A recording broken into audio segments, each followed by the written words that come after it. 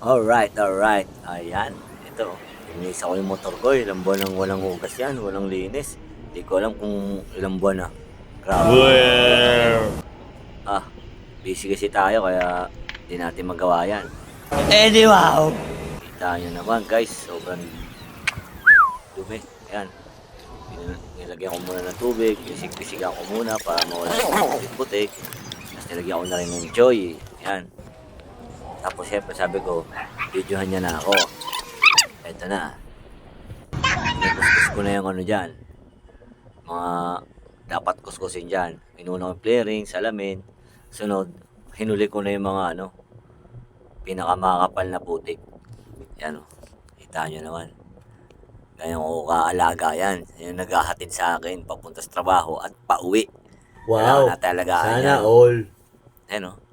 Alright, tapos na siya malinisan, no? Diba? Basa-basa pa, oh. Tama ng pagkakaslow mo niyan. Quality, di ba? Nasabi ko sa inyo, eh, no?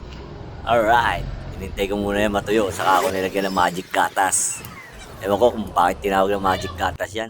Pero quality naman, eh. Okay naman siya, eh. Ganda naman gamitin, eh. Yan, oh.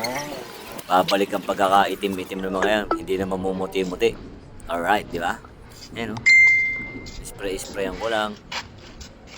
Ayan o. Dali na. Alright. Tinti mo lang. Saka yan. Saran. Alright, di ba? Kintab. Kanina, sobrang dungis, oh. Alright. Quality yan, oh. Tayong pagkakaano niya, no?